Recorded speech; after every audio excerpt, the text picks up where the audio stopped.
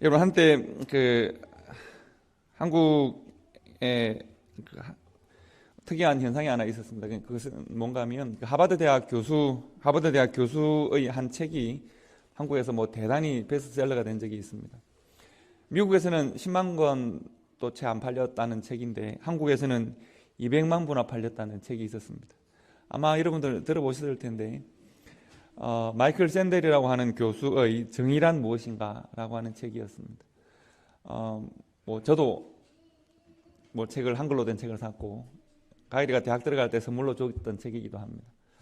한국 사람들은 왜 그렇게 정의에 대한 관심이 많았을까? 어떻게 작은 나라에서 200만 분의 책이 팔렸을까? 물론 지금은 더 팔렸겠죠. 이 책에서는 정의란 무엇이고 또 공정하다는 건 뭔가에 대한 다양한 관점을 제시합니다. 그리고 어떻게 하면 보다 나은 합리적이고 보편적으로 모든 사람들이 받아들일 만한 공정과 정의에 대한 고민들을 이렇게 쭉 펼쳐놓은 것이라고 보시면 됩니다. 이 책에는 제법 유명한 질문들이 몇 가지 있습니다. 그 중에 하나가 예를 들면 이런 것이죠. 이 책에서 정의와 공정을 말하기가 얼마나 힘든 것인가를 예를 들어서 질문하는 부분이 있습니다. 이런 겁니다. 기차가 질주하고 달려가는데 한 기관차가 달려가는데 기관이 고장이 났습니다. 그래서 멈춰지질 않습니다. 달려가다 보니까 그 앞에 선로에서 일을 하는 5명의 인부가 있습니다. 기관사는 어떻게 해야 될까? 기관은 고장이 났고 일하고 있는 5명의 인부를 볼 때 고민할 수밖에 없잖아요. 그런데 마침 그 철로 옆으로 갓길로 새로 빠지는 새로운 철로가 하나 나 있습니다. 그럼 어떻게 하면 됩니까? 그 철로를 선택해서 가면 되죠. 그런데 그 철로에는 내가 철로를 바꾸면 그 철로에는 한 명의 인부가 일하고 있습니다. 원래 정해진 철로로 달려가면 5명이 일하고 있고 내가 철로를 바꾸면 한 사람이 그 일을 하고 있습니다. 그럼 내가 어떻게 해야 될까요? 철로를 바꿔야 돼요? 아니면 그대로 가야 돼요? 여러분 어떻게 생각하십니까? 철로를 바꿀까요? 그대로 직진할까요? 대부분 우리는 아마 철로를 바꾼다고 생각을 할 겁니다. 물론 일하고 있는 그 한 사람 입장에서는 억울할 수 있지만 그대로 정해진 대로 달렸어야지라고 말할 수 있겠지만 객관적으로 볼 때 우리가 진로를 틀어서 5명을 구하고 한 사람을 희생시키는 것이 좀 나은 선택이라고 말을 할지도 모르겠습니다. 그런데 기관사 입장에서 만약 오케이 그러면 내가 정말 어려운 결단이지만 철로를 바꿔야지 라고 하고 멀리 보니까 그 한 사람 일하고 있는 한 사람이 내가 아는 사람입니다.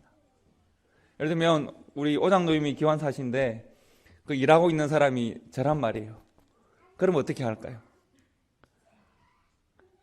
5명은 잘 모르는 사람들이 철로에서 일을 하고 있고 내가 잘 알고 있는 한 사람이 변경 철로에서 일을 하고 있는데 나는 과연 이것을 철로를 변경할 수 있을까요? 만약 그 한 사람 변경 철로에 있는 그 한 사람이 만약 내 아들이라면 어떻게 할까요? 나는 그 철로를 변경하는 일을 선택할 수 있을까요? 또 이런 질문도 있습니다. 예를 들면 현재 이런 난리가 난 현장을 달려오는 철도와 일을 하고 있는 인부들을 보고 있는 이 상황에서 만약 내가 그것을 상황을 알고 있는 구경하는 사람이라면 어떻게 할까? 그래서 샌델 교수 이런 질문을 던집니다. 그러면 내가 철로 가까이 뛰어들어서 내가 나를 희생하면 이 철로를 멈출 수 있을까? 이 기관차를 멈출 수 있을까? 그런데 생각해보니 나는 너무 덩치가 작고 왜소합니다.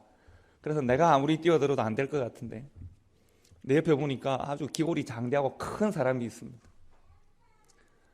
나는 충분히 내가 뛰어들고 싶은 마음이 있지만 나는 안 될 것 같으니까 저기 이 기관에 타고 있는 사람들이나 이제 그대로 질주하면 희생당할 사람들의 희생을 막기 위해서 내가 이 사람을 밀어도 되는 것인가? 내가 이 사람을 밀어서 이것을 막을 수 있을까? 이런 질문을 던집니다. 여러분 어떻게 생각하십니까? 대답하기 참으로 힘든 결정인 것이죠. 그러니까 무엇이 공정이고 무엇이 정의로운 것인가 또 무엇이 지혜로운 것인가를 선택하고 판단하기 참으로 힘든 것이 아닌가 그리고 우리의 삶의 다양한 상황 속에서 보다 나은 정의란 무엇인가를 찾아가야 하는 과정을 이렇게 설명하는 것입니다. 그래서 이 저자가 아주 중요한 개념 하나를 소개하는데 저는 이 책 전체에 이 개념이 제일 재미있었습니다. 그것은 뭔가 하면 The Veil of Ignorance라고 하는 개념이 있습니다. 그러니까 무지의 장막이라는, 번역을 하면 무지의 장막으로 번역을 했는데 막 그렇게 좋은 번역은 아닙니다. 그러니까 무지의 장막, The Veil of Ignorance라고 하는 개념을 소개합니다. 사실 이 개념은 이제 정의에 대해서 좀 더 앞에 고민했던 또 다른 학자가 제안한 개념이긴 합니다. 이 무지의 장막이라는 개념은 예를 들면 이렇습니다. 과거 우리가 답을 좀 하기 쉬운 질문들이 있습니다. 과거에 일본이 제국주의화되어서 조선을 강점했습니다. 이것은 정의롭고 옳은 일입니까? 잘못된 일입니까? 박명희 목사님, 일본이 조선을 강점한 것은 잘못된 일입니까? 그렇습니까? 이겁니까? 아니면 이겁니까? 이 잘못된 일이면 내리시면 안 되죠. 예. 과거에 나치 독일은 후발 제국주의 국가로서 식민지를 좀 더 확보하겠다고 욕심을 많이 부려서 전쟁을 일으켰습니다. 세계 대전을 일으켰습니다. 또 수많은 유태인들을 학살했습니다. 옳은 일입니까? 잘못된 일입니까? 정의롭습니까? 아니면 정의롭지 못합니까? 정의롭지 못하죠. 미국에 살고 있는 우리가 질문을 받습니다. 지금 우리가 내년 여름이 되면 또 나바호 원주민 선교로 갈 텐데 과거 신대륙을 발견하고 수천만이 살고 있었던 원주민들이 이 넓은 대륙에 수천만이 살고 있었다고 하는데 지금 남은 원주민들은 정말 소수가 남아 있습니다. 어떻게 되었냐 하면 다 죽거나 쫓겨나거나 뭐 그렇게 했습니다. 혹은 섞여서 사라져 버렸습니다. 신대륙을 발견했다라고 하는 유럽에서 건너온 수많은 이민자들이 이 땅에 먼저 살고 있던 원주민들의 땅을 빼앗고 혹은 죽이기도 하고 남아있는 사람을 보호구역이라는 이름으로 다 몰아서 미국 안에서 가장 척박한 땅에 사람들을 몰아서 살게 하고 있습니다. 그리고 실은 특별한 관심을 가지지 않으면 미국에 살고 있는 사람들은 그들이 살고 있는지도 잘 인식하지 못합니다. 미국의 현재에 원주민들이 그렇게 존재하고 가장 척박한 땅에서 그렇게 살고 있는 것은 정의로운 일입니까? 괜찮습니까? 우리가 일본 사람이 아닙니다. 우리가 전쟁을 일으키던 독일인도 아니고 우리가 땅을 빼앗았던 백인도 아니기 때문에 우리가 아니요, 단호하게 정의롭지 않습니다라고 말을 할 수 있겠습니다. 하지만 그러면 만약 내가 일본 사람이었다면 일제시대 고한말 시대에 대륙으로서의 팽창을 원했던 일본 사람이었다면 나는 어떤 대답을 했을까? 나치 독일에 투표를 했던 독일인이었다면 어떤 대답을 했을까? 혹은 서부 개척 시대에 서부로 말 달려가던 유럽에서 건너온 그래서 정복하고 뭔가를 얻는 일에 광문했었던 그 백인들이었다면 나는 어떤 대답을 했을까요? 서부 개척 시대에 마차에 가족들을 싣고 여러 사람들과 함께 서부로 말 달려가던 그 백인들이 인디안들을 만납니다. 원주민들을 만납니다. 그들과 싸워서 이겨야 내가 원하는 서부 개척을 할 수 있습니다. 그들은 과연 어떤 대답을 했을까요? 이렇게 질문할 수도 있습니다. 일본이 우리나라보다 먼저 선교국이었기 때문에 먼저 예수를 믿은 사람들이 많습니다. 그래서 일본에서 한국으로 건너온 기독교인들도 많이 있었단 말이죠. 나치 독일에 투표한 수많은 사람들 독일 교회 성도들입니다. 그리고 미국을 개척했던 사람들 중에서는 물론 믿지 않은 사람도 있었겠지만 우리가 아시는 대로 청교도들의 나라가 이 나라라고 이야기를 합니다. 그러면 그 사람들은 이 질문에 대하여 어떻게 대답할 수 있을까? 과연 서부 개척은 정당한가? 과연 먼저 살고 있었던 사람들은 아무런 삶의 의미도 없고 유럽에서 건너온 사람들만이 국가를 건설하고 미국을 세울 수 있는 그러한 자격과 그러한 권리가 있는 사람들이었는가? 여러분은 어떻게 대답을 하시겠습니까? 무지의 장막이라고 하는 이 개념은 잔 롤스라고 하는 정의에 관한 고민을 했던 한 학자가 제안한 개념입니다. 이 개념은 뭔가 하면 공정해지려고 하면 정의로워지려고 하면 선천적으로 획득되었다고 생각되는 모든 권리들이나 자격들을 다 내려놓고 장막에 가리고 온전하게 평등한 조건들 속에서 고민할 수 있게 해야 한다는 겁니다. 이것은 좀 어려운 개념일 수 있겠습니다만 조금 더 쉽게 생각할 수 있는 것은 예를 들면 이런 겁니다. 요즘 가장 쉬운 예가 요즘 음악대학의 입시 제도 중에 이런 것이 있습니다. 블라인드 테스트라는 것이 있습니다. 그러면 이 사람이 과거에 어느 학교를 졸업했고 어떤 상을 받았고 부모는 누구이고 스승은 누구이고 심지어 남자인지 여자인지 모르는 모든 조건들을 다 장막에 가려놓고 블라인드 테스트를 하는 거죠. 음악으로만 그 사람을 판단하겠다라고 하는 그런 시도라고 볼 수 있습니다. 이것이 무죄의 장막과 똑같지는 않지만 그러나 조금 비슷한 개념이라고 볼 수는 있겠습니다. 2년 전에 우리가 그 블랙 라이브스 매터라고 하는 큰 사건을 우리가 본 적이 있습니다. 우리가 함께 경험을 했었습니다. 어떤 일이 있었습니까? 경찰에 의해서 사실은 죄가 없었던 한 흑인이 공개적으로 천천히 아주 죽임을 당했던 참 놀라운 사건이었습니다. 그리고 그 사건을 지켜보고 있었던 같은 경찰이었던 한 에이시안이 있었습니다. 아마 기억하실 겁니다. 우리가 영상으로도 함께 봤었습니다. 차별이라고 하는 단어 앞에 과연 우리는 동일한 대답을 하고 있는가? 이 한 사회의 이 미국이라는 사회의 구성원으로 살아가는 우리들 모두는 사회적 배경이 다르고 현재 살고 있는 삶의 모습도 다르고 그리고 피부 색깔도 다른 우리 모두는 다 함께 양심대로 살고 일정한 도덕적 수준을 가지고 살아가고 있고 그리고 심지어 우리는 신앙을 가지고 살고 있는데 우리는 차별이라고 하는 단어 앞에서 우리가 모두가 동일한 판단과 동일한 선택을 할 수 있는가? 아마 그러기는 어려울 겁니다. 차별이라고 하는 단어 앞에서 모두가 같은 대답을 하지는 않습니다. 그러면 이 차별이라고 하는 단어 앞에서 모두가 같은 대답을 할 수 있는 혹은 적어도 같은 가치를 우리가 표현할 수 있는 조건은 뭘까? 그래서 마이클 샌델 교수나 존 롤스 교수는 무지의 장막이라는 개념을 가지고 와서 설명하려고 합니다. 이것은 모든 것을 설명하지는 않지만 꽤 많은 대답을 할 수 있도록 우리를 돕습니다. 그것은 뭔가 하면 이런 거죠. 모든 기존에 가지고 있는 기득된 조건들을 한번 내려놓아 보자는 겁니다. 그래서 모두가 다 장막 뒤에 다 가려진 채로 있습니다. 내가 이 장막을 나가면 내가 흑인일지 내가 백인일지 내가 나바오 원주민일지 내가 한국에서 이민 온 이민자일지 알 수 없겠습니다. 나는 이제 내가 어떤 조건일지 모르겠습니다. 장막을 나가보니까 내가 피부가 흑인이구나. 이 장막을 나서 보니까 내가 한국에서 이민 온 이민자 1세 혹은 1.5세 2세구나를 알게 되겠습니다.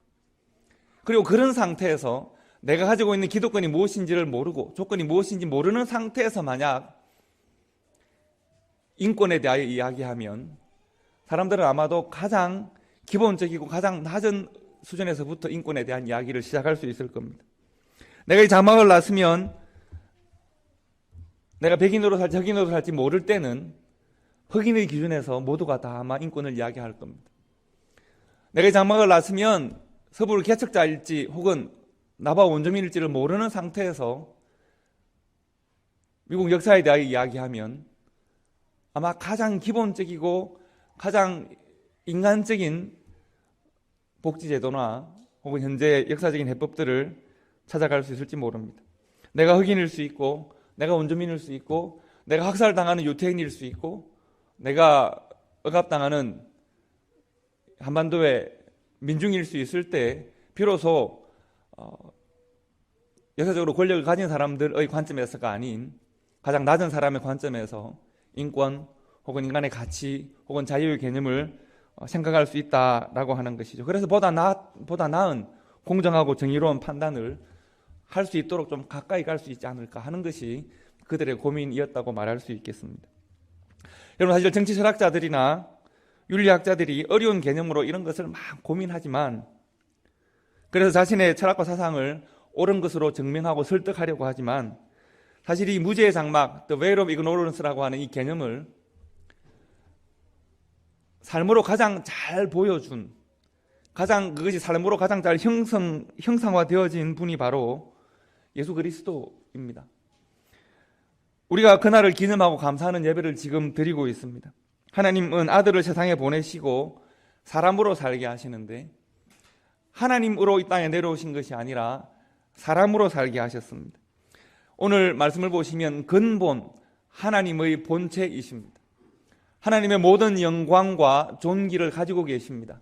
그러나 그 모든 것을 다 내려놓고 사람으로 이 땅에 오십니다. 사람으로 오시되 왕의 위엄과 권력을 가지고 오신 것이 아닙니다.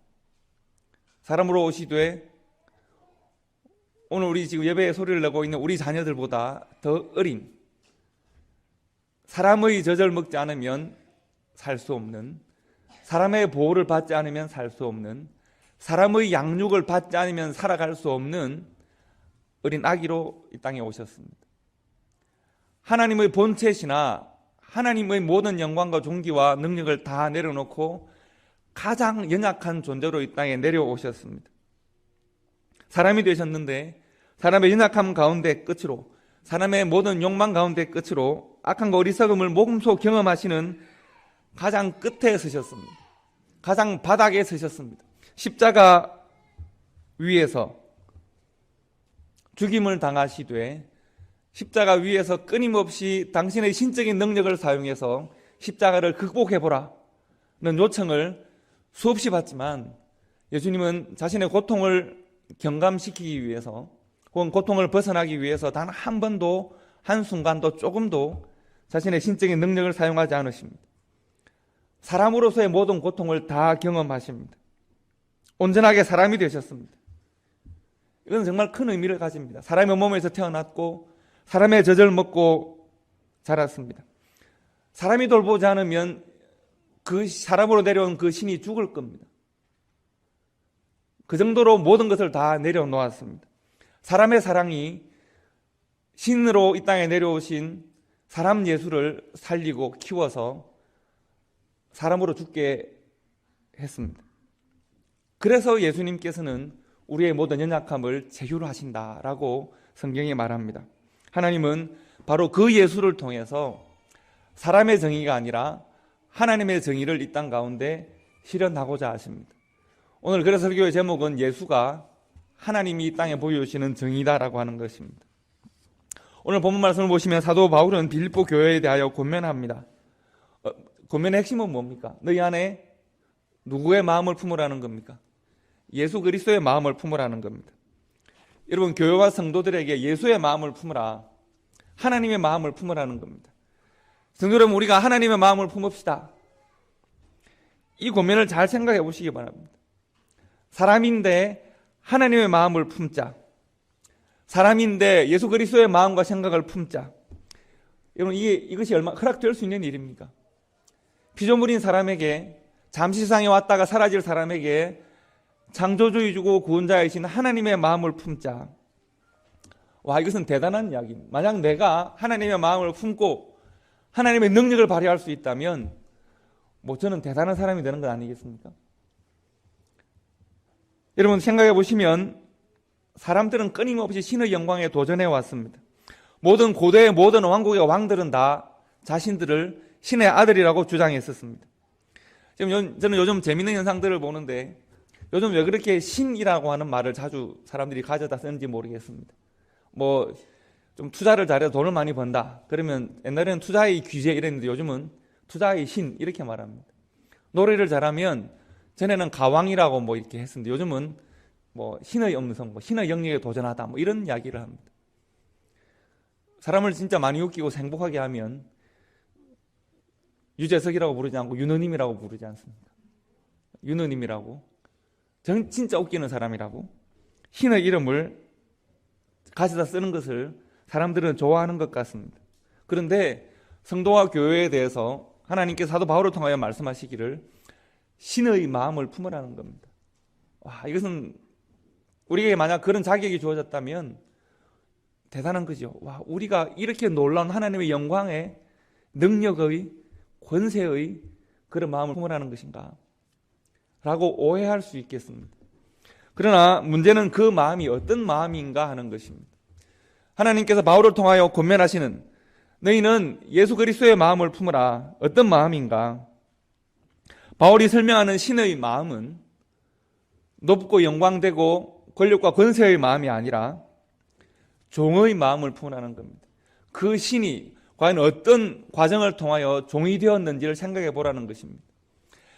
가장 높은 곳에서 가장 낮은 곳으로 내려오신 그 깊은 그 마음, 그 마음의 깊이를 깨달으라는 것입니다.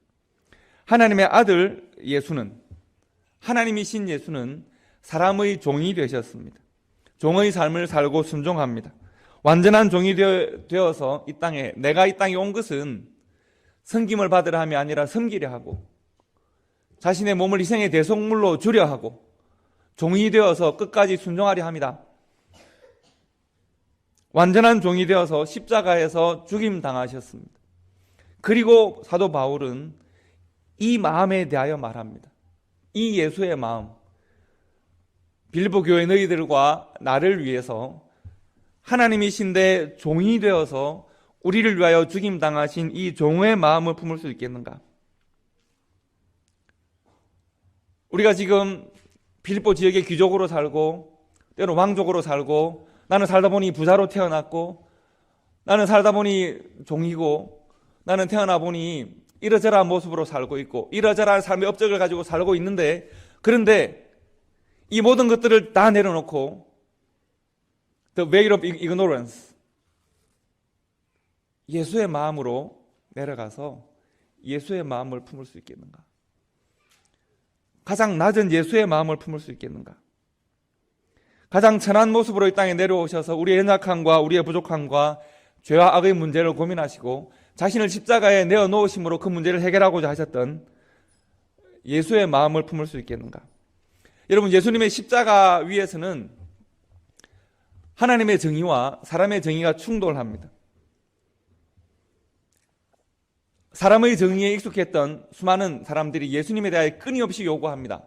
만약 예수 당신이 옳다면, 당신이 하나님의 나라를 선언하러 왔다면, 당신이 메시아라고 하면 하나님의 그 정의를 우리의 삶에 실천해 보라는 것입니다.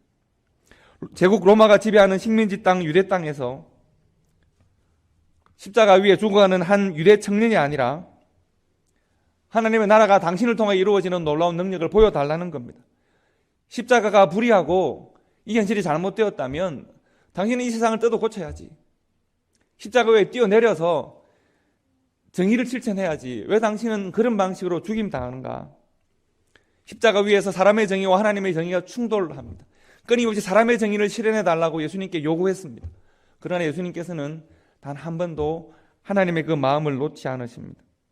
그래서 자신을 희생의 제물로 드리심으로 하나님의 정의가 이 땅 가운데 여러분과 저의 삶에 이루어지는 일들을 포기하지 않으셨습니다. 자신의 희생의 제물로, 신을 희생의 제물로 스스로 드림으로 사람을 구원하시는 것이 하나님의 정의였기 때문에 그렇습니다. 예수 그리스도의 십자가의 은혜가 없다면 우리는 그 누구도 하나님의 의에 이를 수 없는데, 십자가 위에서의 신의 죽음으로 말미암아 여러분과 제가 하나님의 의를 값없이 힘입을 수 있는 은혜를 얻었다는 것입니다. 예수의 십자가는 하나님과 사람 사이의 경계를 가장 낮은 죄인과 어리석음의 수준까지도 내리셔서 우리가 그 은혜 위에 승선할 수 있도록, 탈 수 있도록 허락하여 주신 것입니다. 비로소 우리가 예수를 믿는 믿음 안에서 하나님의 정의에 연합하게 되는 은혜를 그래서 얻게 되는 것입니다. 내가 예수 그리스도를 믿음으로 높아진다가 아니라 예수 그리스도를 믿음으로 십자가의 은혜에 동참하게 되고 하나님의 정의에 그런 방식으로 동참하게 되는 것입니다. 자, 그렇다면 여러분, 하나님의 정의가 예수 그리스도라고 할 때 예수 그리스도의 은혜에 동참하는 삶은 과연 어떤 것인가? 우리가 한번 생각해 볼 필요가 있겠죠. 어떻게 하면 그럼 우리가 이러한 예수 그리스도라고 하는 하나님의 정의가 우리에게 이루어졌는데 우리에게 적용되어진 이 하나님의 정의를 실천하는 삶을 살 것인가? 1세기 초대교회에서 가장 이것을 강력하게 도전받은 사람이 한 사람이 있습니다. 하나님의 정의를 실천하는 일을 모든 성도들이 다 함께 도전을 받았겠지만 성경에 기록되어지고 그리고 가장 강력하게 도전받은 사람이 있다면 바로 빌레몬이라는 사람입니다. 이 빌레몬은 아주 좋은 사람입니다. 귀족이었습니다. 귀족인데 예수를 잘 믿었습니다. 그래서 골로새 교회를 함께 설립합니다. 자신의 집을 교회로 내어놓은 사람이었습니다. 골로새 교회의 설립자입니다. 그런데 말씀드린 대로 골로새 교회에서, 골로새 지역에서 이 빌레몬은 귀족이라는 말이죠. 유력한 사람이라는 말이죠. 1세기에 로마의 귀족이면 어떤 사람일까요? 당연히 노예들을 거느리고 있습니다. 예수를 믿고 난 다음에도 당시 사회적 제도가 노예 제도를 근간으로 하고 있었기 때문에 여전히 노예들을 거느리는 예수 믿는 사람입니다. 그리고 문제의식을 느끼지 못했습니다. 만약에 그때 빌레몬에게 노예 제도에 어떻게 생각하십니까? 사람이 다른 사람을 노예로 삼는 일은 정당합니까? 물었으면 빌레몬은 나는 태어나 보니까 이런 세상에서 태어났기 때문에 나는 문제의식을 느끼지 못하는데요 라고 대답할 수도 있습니다. 그런 세상에 태어났기 때문에 그렇죠. 그것이 내 삶의 환경이기 때문에 그렇죠. 그런데 사도 바울이 편지 한 장과 함께 한 사람을 빌레몬에게 보냅니다. 오네시모라고 하는 사람, 원래 빌레몬의 노예였는데, 종이었는데 빌레몬에게 큰 잘못을 하고 도망쳐버렸습니다. 당시 도망친 노예는 죽임을 당해야 마땅합니다. 그런데 사도 바울이 오네시모를 만났고 오네시모가 변화되었습니다. 예수 잘 믿는 사람이 되었습니다. 그리고 사도 바울이 오네시모에게 편지를 들려서 골로새 교회와 빌레몬을 만나게 합니다. 빌레몬이 그 편지를 받습니다. 자, 로마의 법을 따를까? 당 그 시대의 정의를 따를까? 하나님께서 빌레몬에게 소개하는, 사도 바울을 통하여 소개하는, 오네시모를 통하여 도전하는 하나님 나라의 질서를 따를까? 하나님의 정의를 이룰까? 당 시대의 법이 말하는 정의를 이룰까를 고민해야 합니다. 성경은 빌레몬이 이후에 오네시모를 어떻게 했다라고 하는 그 이야기를 설명하지 않습니다. 다만 골로새서와 빌레몬서가 기록으로 남아있긴 합니다. 여러분, 이 편지가 왜 역사적으로 중요할까요? 왜 빌레몬에게 보내졌던 이 빌레몬서라는 성경과 골로새서가 왜 중요할까요? 사실 이 편지는 단순히 예수 믿는 귀족 빌레몬 한 사람에게만 보낸 편지는 아닙니다. 이 편지는 공개되었잖아요. 오늘 우리가 다 함께 성경으로 읽고 있지 않습니까? 당시 수많은 로마의 귀족들이 예수를 믿기 시작했습니다. 로마의 왕족들이 예수를 믿기 시작했습니다. 문제는 예수를 믿고 난 다음에도 동일한 가치와 동일한 판단으로 살아가는가 하는 것입니다. 많은 경우에 여성들, 노예들, 하층민들이 예수를 먼저 믿었고 그리고 귀족들, 왕족들이 예수를 믿게 되는데 그들이 당장 예수를 믿고 난 다음 경험할 수 있는 내적인 갈등, 현실의 문제는 뭘까요? 예수 믿어서 하나님의 아들이 된 나와 예수를 믿어서 하나님의 아들이 된 나의 노예는 함께 예배할 수 있는가 하는 것입니다. 여러분, 노예와 귀족은 함께 예배할 수 있을까요? 최근까지도 적어도 이 미국에는 특히 남부 지역에는 50년 전까지만 해도 흑인과 백인은 함께 예배하지 않았습니다. 유색 인종은 백인들과 함께 예배하지 못했습니다. 제가 한국에서 제가 배웠던 교수님도 미국 여행을 좋아 미국 전역을 여행하다가 아틀란타의 한 교회를 방문했다가 쫓겨난 적이 있다고, 너무 억울하고 분했다고 그런 이야기를 제가 들은 적이 있습니다. 현대사까지도 그러합니다. 과연 빌레몬은 오네시모를 받아서 오네시모와 함께 예배할 수 있을까?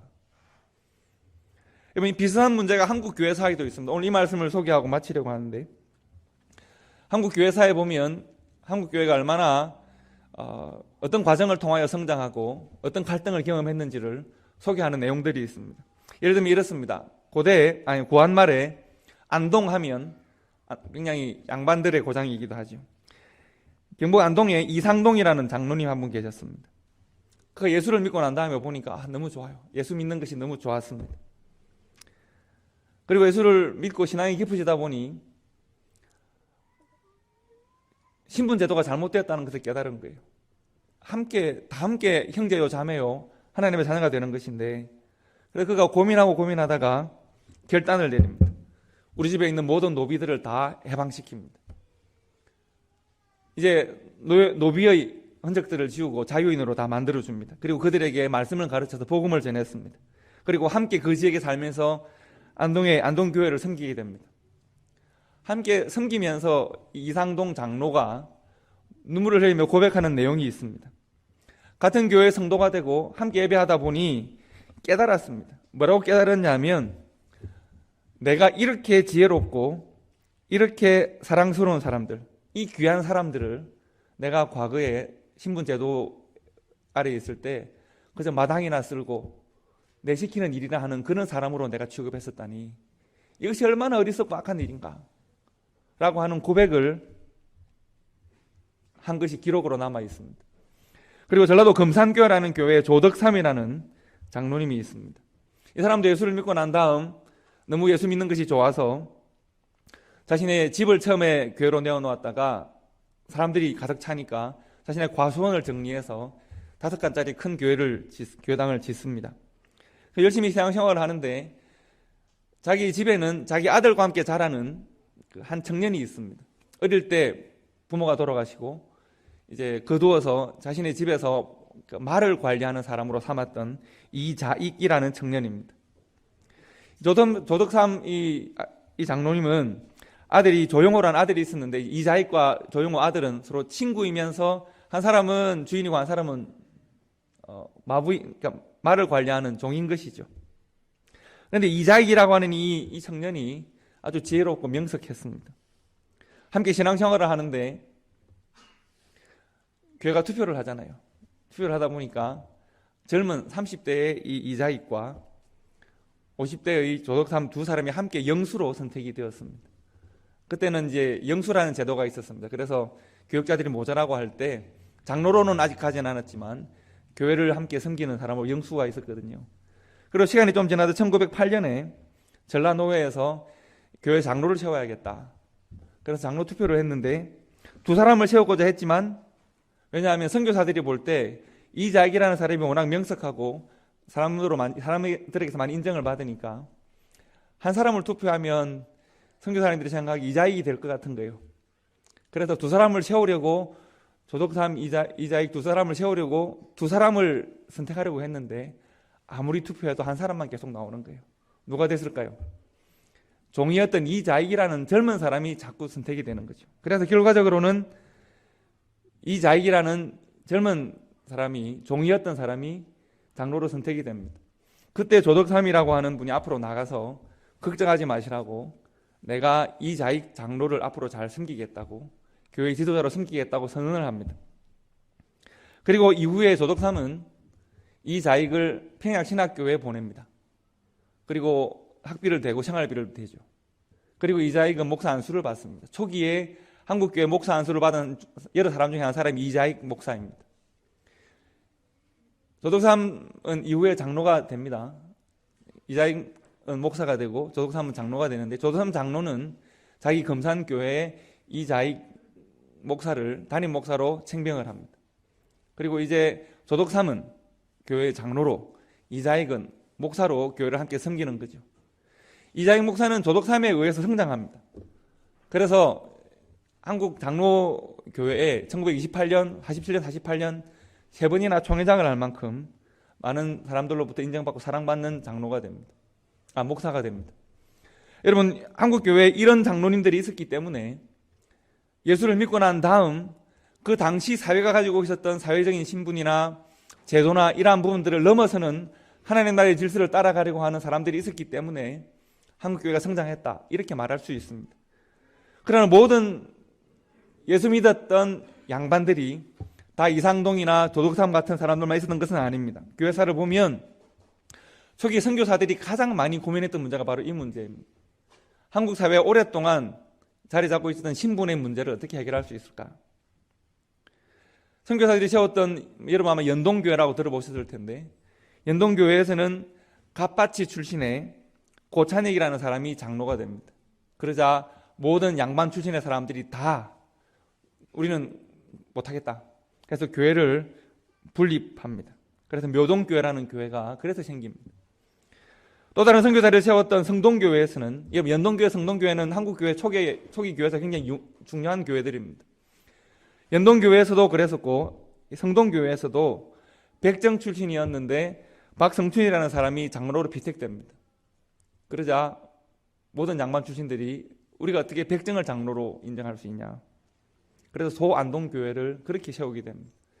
이러한 일들이 당시에 사회적 분위기였기 때문에 신분의 제도를 넘지 못하고 투표를 하면 원래 양반이었던 사람들이 장로가 되는 일이 많았지만, 그러나 그 교회에서 탁월한 낮은 신분에 있던 사람들이 교회를 잘 섬기고 지혜로워서 일꾼으로 선택되었을 때 교회가 분립되는 일도 많았고 교회가 깨진 일도 많았다는 것이죠. 그러나 그 중에서 아까 제가 처음 소개했던 이상동 장로님이라는 분, 혹은 그 중에서 조덕삼이라는 분 같은 분들이 있어서 한국교회가 성장했다고 말할 수 있습니다.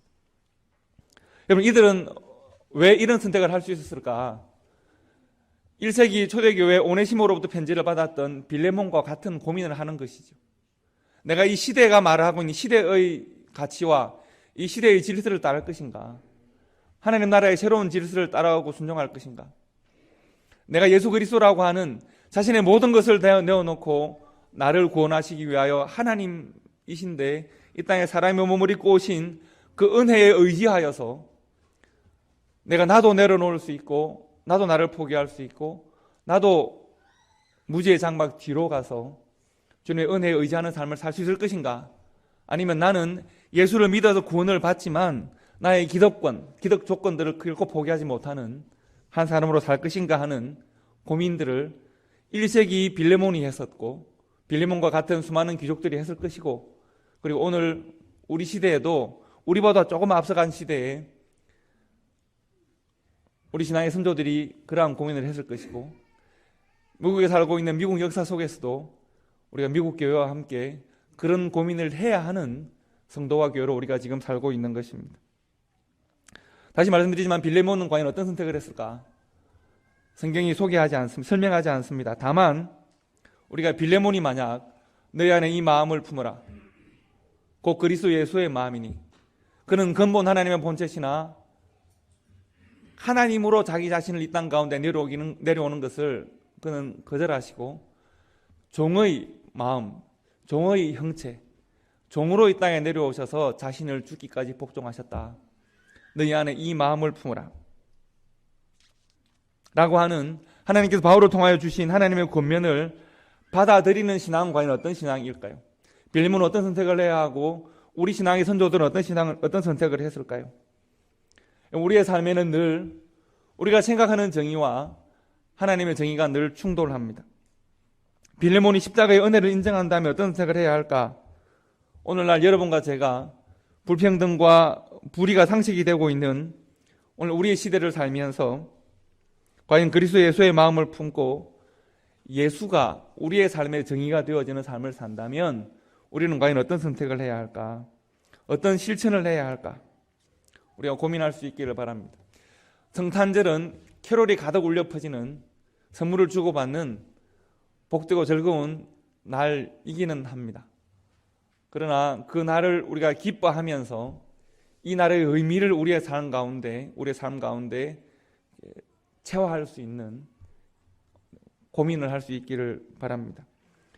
오늘 이 땅 가운데 하늘까지 가득했던, 이 땅으로부터 하늘까지 가득한 영광과 위엄을 내려놓고 사람의 도움이 없으면 살 수 없는, 사람의 젖을 빨지 않으면 살 수 없는, 사람이 보호해주지 않으면 견딜 수 없는 그러한 가장 연약한 아기의 모습으로 이 땅에 찾아오신 그 예수를 우리가 만나고 기념하면서 그 예수가 우리를 위하여 죽으셨음을, 그 예수가 우리를 위하여 찾아오셨음을 우리가 믿음으로 인정하면서 우리 또한 예수와 함께 그 마음을 품고 그 마음으로 살아가고자 하는 귀한 결단이 있는 그런 성탄절이 되면 좋겠습니다. 이 성탄절에 예수 그리스도의 섬김과 순종을 배워서 하나님 나라의 복된 정의를 이 땅 가운데 실천하고 살아갈 수 있는 초대교회와 성도가 되시기를 주님의 이름으로 축복합니다. 기도하겠습니다.